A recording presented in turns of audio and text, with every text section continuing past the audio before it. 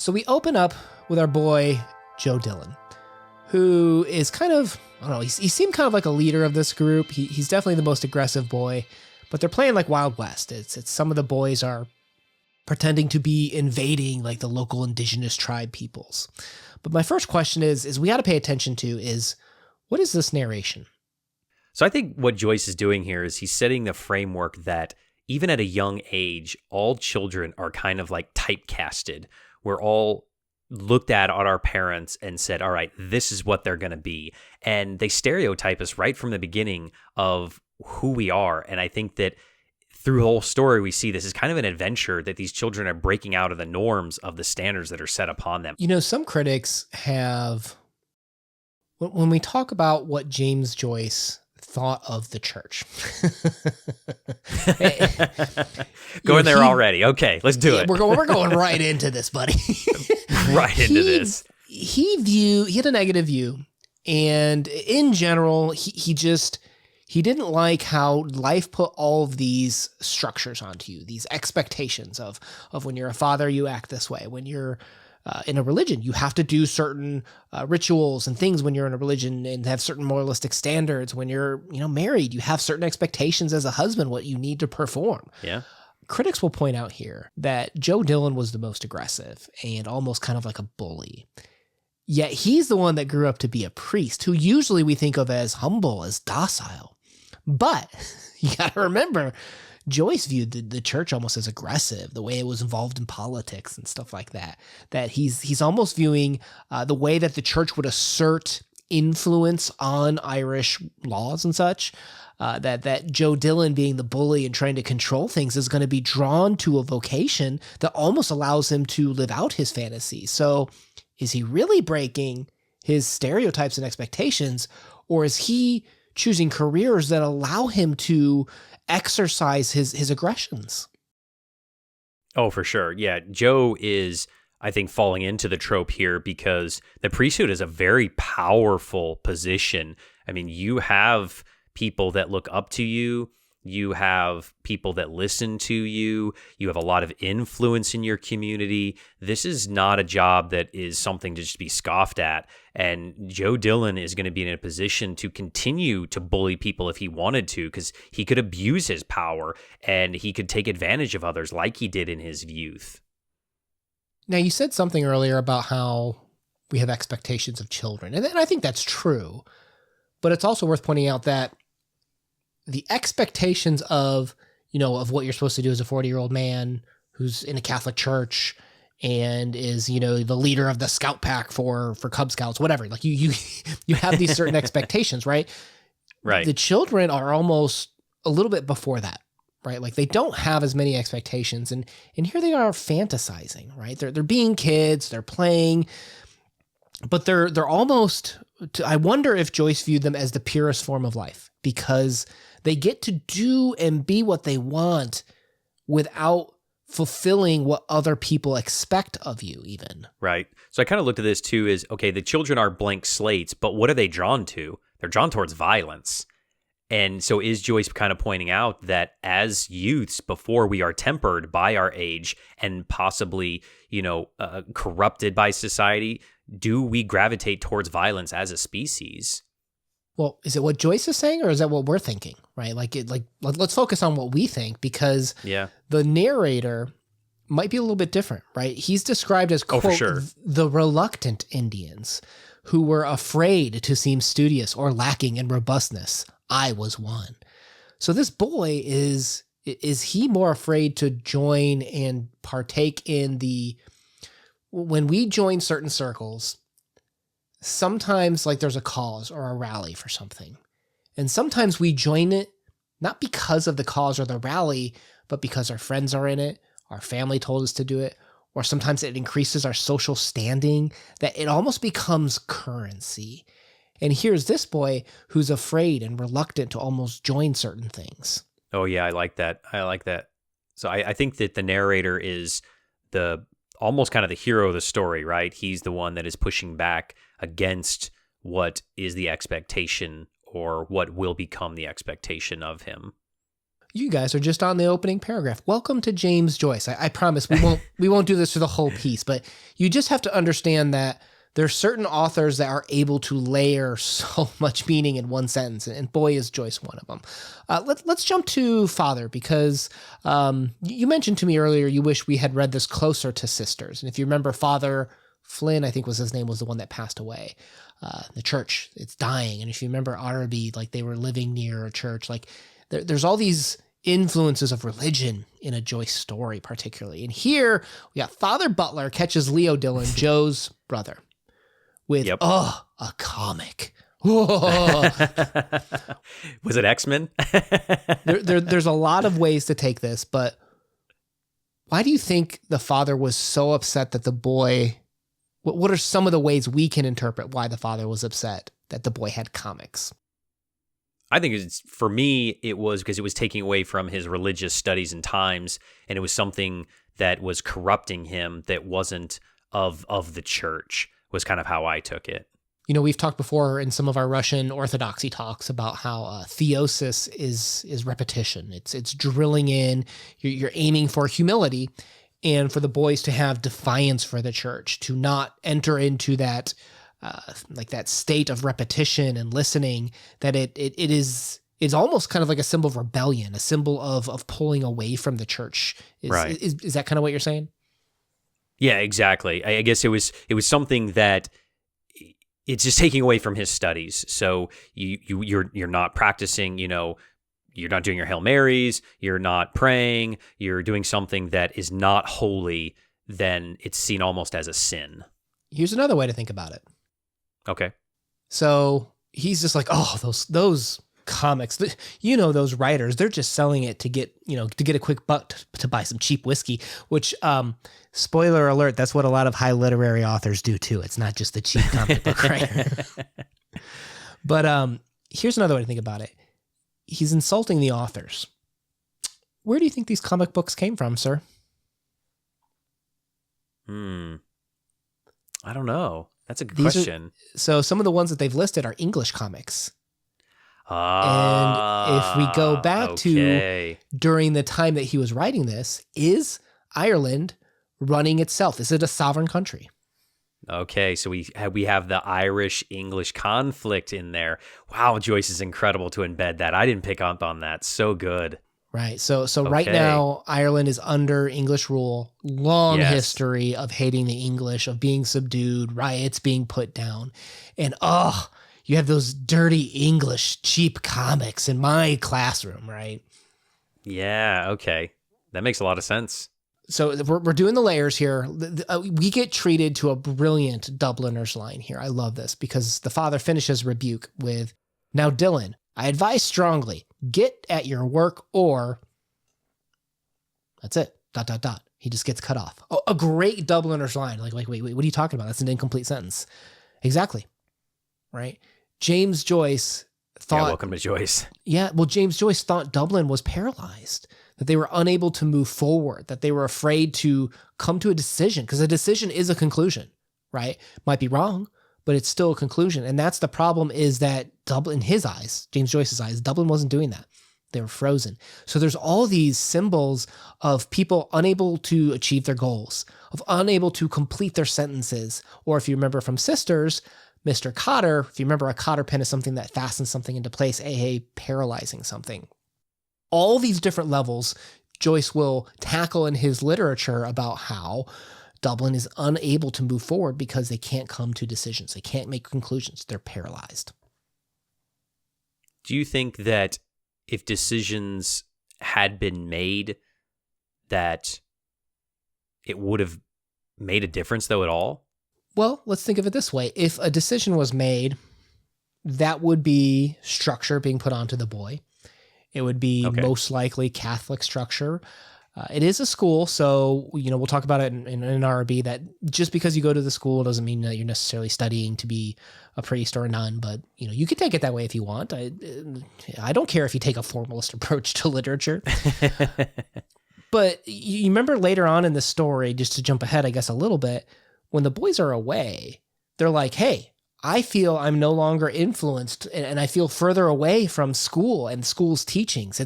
It's that fact that they're throwing off the decision of the church, and the fact that the church could even come to one and put that structure on them. Well, now the church is paralyzed. They're not even able to direct and put structure onto the people of what right behavior or moralistic decisions are. Doesn't that kind of speak true to a youth as well anyway? As soon as the restrictions are gone, as soon as, mom and dad are away, or, you're at home alone that first time, you question, thinking, I could break the rules and probably get away with it. And I feel like that's what the boys are doing, is just they're pushing those boundaries. And we do that in our childhood, as we start to push boundaries to see what can we get away with. And I felt like Joyce was kind of telling me, as a child or as a person questioning the church, you need to push those boundaries if there's going to be any growth. What'd you think about this quote? Because he says, "But real adventures," I reflected, "do not happen to people who remain at home. They must be sought abroad." I feel like Joyce wanted to be a cowboy so bad. I mean, they're playing cowboys and Indians. They're little kids, to be in the wild, wild west. I feel like that he's trapped in Dublin. I mean, from a biographical standpoint, like, he did leave, right? Like, he traveled around. Oh, yeah, sure. Yeah. But I mean, think about it this way, that as a boy, when he was a child. But now are all the children making that choice, or are they influencing each other to make that choice? Are they truly independent making those choices? Well, let me ask you this. You mentioned earlier that you thought good old Joe, was kind of good old Joe, either falling into or falling away from his expectations. The boys on summer break, to your point about some boys going one way and some boys going another way, they agree to put this money into this pot because they're going to play hooky. Yep. Right? And the narrator shows up. What was it? Mahoney shows up, but Joe Dillon doesn't show up. Why? Like, they make different decisions here. What makes Joe Dillon different? I feel like he finally realized that he didn't have the courage.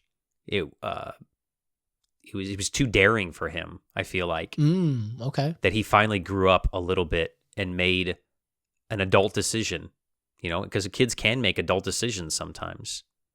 I wonder if our narrator's the reluctant Indian who doesn't join some of those structures, right? He's not ready to join and do what everyone else expects of him. While Joe Dillon is a bully, and he did accept the mask of the religion later on in life. Well, is he also putting on that mask of what's expected of him from school for not playing hooky? Like, he is consistently making choices to join into that social mask, to do what's expected of him, as opposed to the reluctant Indian, the narrator. Right. I guess, too, is you think about, like, the social structure and norms of Ireland at the time to be so Catholic. And I mean, it had to be a very rough life. You have, the oppression of, England on them, and living this very strict Catholic life. I mean, it was kind of a bleak existence. So making these choices, even as a young child, must have been very, very difficult. So speaking of England again, they want to go to the Pigeon House. Like, that's the day off to go to the Pigeon House. Do you know what that is by chance? I figure it was something kind of risque, but I didn't know exactly. I kind of was inferring. No, it's actually super specific to the area. There's the Poolbeg generating station. Okay. So when I was there, you can go up to this one area. It's called the Gravity Bar, but you can kind of see over the whole city. It's still there today. It's became a power station, but before that, it was an area just right there on the river that literally, like, the owner, John Pigeon, would nourish and house people of Dublin. Oh, okay. Yeah, but during the 1798, so coming back to your English rule thing, during the 1798 rebellion, they were put down, and then it got turned into a sewage and power plant processing area. It became another example of kind of that symbol of how England put oppression and designs onto Ireland even. Literally a house that was originally nourishing the people of Ireland is now a sewage and power plant. That's where they wanted to go. Okay. So, but do they make it? No, they don't make it.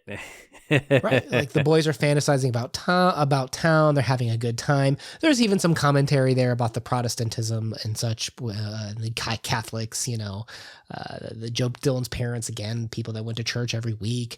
There's a lot of just social commentary here, right? But the point that I think you really need to focus on is they don't make the goal again. Like another Dubliners example where the people are paralyzed. The plot is paralyzed. They never reach the goals that they intend. And what does that mean that afterwards, well, here's how I took it, right? They decide to, so if you didn't know, like downtown Dublin, there's like this Liffey River that kind of splits the town. And they cross this river. They have this ferryman, right? And the ferryman has green eyes and they give him the coins and they end up in the fields. So for me, hey, this is just how I took it. They almost, it's like their goals, their life aspirations almost die at this point because they don't reach their goals, right? And so in Greek mythology, when you died, where'd you go? You went to the river Styx to cross. So literally they call him a ferryman. Literally they're giving him quarters. They say green eyes. I don't know if that's a symbol of something. I took it as kind of the Irish thing that was dying. Okay. But they end up in the fields, right? So now we're going to mix mythology a little bit. But we have the Elysian fields where you go, warriors go to die, right? And it's all part of this transition that when they gave up on their dreams, it's almost like so does their life too. Yeah, that's good. I guess at the end, I felt like the children had been isolated from everybody else. Like they didn't make their journey and they're alone and they're going off by themselves. And I felt like it was also, that's kind of what Joyce wants Ireland to do, is to break away from England, to go off and do its own thing. And I guess I was wanting to hope that this was an ending of hope, that this was a good thing, that they were going off to forge their own destinies. Mm-hmm, mm-hmm. I was trying to be optimistic. I was trying to be you. I love it. I love it because you get this immediate sense of dread when we meet the old man, right? At the end, like we're in this field, guy walks by, comes back, and he says things like, the happiest time of one's life was undoubtedly one's schoolboy days, and that he would give anything to be young again. Right. So this old man's talking about the innocence of boyhood, the ability to do what you want. Right. He's a character in the story. He's even calling about how there's no responsibility or mass put on these children yet. And you have this sense of dread, or at least I did. Did you have that with this man? Oh, for sure. I feel like he's kind of pointing out that, yes, you do have this innocence, but did Dubliner Irish Catholic boys ever truly have it? Is he pointing out that maybe they never even had a chance to have innocence, that they were thrust through life so quick, and these choices are made for them, that they never got that? What do you think's going on with this old man? Because red bells are going off. He's asking about them toddies, them hot chickies, asking them if they're kissing and necking with the girls, right? Like not appropriate conversation to have with a young little boy and an older man that just met. And he introduces to me this concept of like hidden knowledge. Like he is more experienced than the boys and knows what it's like to have like drag you down. He knows that he's not supposed to be talking probably to girls, and I think he may or may not be attracted to them, but he has these societal pressures put on him. I definitely felt that tension between the old man and the narrator. I felt like it was, I don't know if Joyce was wanting it to be, a romantic thing or not.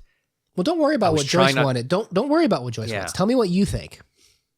I felt like that it was almost like this sexual attraction, knowing that it was wrong, is how I interpret it. And I don't know if that's my own biases coming through because of modern views of the church.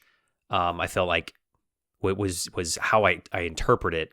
But I don't know, was that true back then to what we've seen today in modern times? Do you think this man, so let's run with that. Do you think this man wanted to be free of those desires? Is that what he envied in these young children? Oh, maybe because they hadn't been corrupted as he sees himself as been corrupted. Yeah. Okay. Okay. Now I could see that. Now the little boys, they couldn't escape this little man. They once again suffer from paralysis and can't escape the danger. Why? If something is so scary and something's wrong here, why don't the boys just leave? I think sometimes we can't face the realities of life. And that's, I mean, being a child, you're able to have escapism very easily, right? Your imagination can run rampant and you don't have to face reality. And this is the first time I feel like the boys are truly faced with a test and they don't know what to do. They haven't been prepared for it. And he even talks about how he wants to run away and he's afraid like the man will grab his ankles. Do you think do you think there's any play there about how these boys and their innocence is coming to an end? Is this a loss of innocence story? I don't know. But, towards the end for sure. Yes. 1000%. It is a loss of innocence. But as they get older, are they afraid that, let's pretend we take this man symbolically, if we read it ideologically, at a level like that, even it's like leaving the story.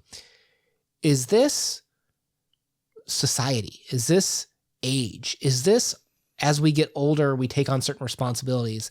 Is this a coming of age moment where the boys realize that life is coming for them and it's going to start to tie them down? It's going to cause repression in their life. Things that they're going to want to do, they're no longer going to be able to do because they have to satisfy some need of society or of your religion or of your organization to which you belong. I think that's definitely a way to look at it. I also thought that this could be the boys seeing their future of that could be us. We could become that old man. And it's fear. They're afraid because they don't want to be that. And they're like, are we looking in a mirror right now? Because that's scary and that's not something that I want for myself. Is the epiphany that the boy recognizes what he will become, but he is still powerless to stop the thing from becoming true that he doesn't want to become true? Isn't that kind of the question for all of us? That when we reflect back, is it regret? I mean, is that the epiphany that you will have regrets, but you have to let them go? And to have regrets or an epiphany like that at such a young age, that's heartbreaking. And that's a societal fail in my mind. Yeah. And we've probably been going on for a really long time here for a 9-page story. But Joyce is just a master of just really layering these questions of, as we become older, what responsibilities will we take on? And even though we think we have these choices, are we really making these calls? Like if we think in a couple stories from now, Eveline, what's going to happen there, whether she accepts the new responsibility of life or not. And sometimes it's heartbreaking and sometimes it's liberating, but we always face these choices and it ain't always a Hollywood decision in the end. Right. And I think that's probably one of the harsh realities of life, to your point. Yeah, I don't think there's ever a Hollywood ending to this. And I think that's the beauty of it is Joyce is going to hit you with reality. And that's what makes this so real and feel so authentic, is that he was giving you something true. And in a lot of literature, you don't get that truth. And that's what makes this so fun and enjoyable to read. So playlist down below to continue the Dubliners play with us. Look forward to hearing from you. My name is Una. Peace.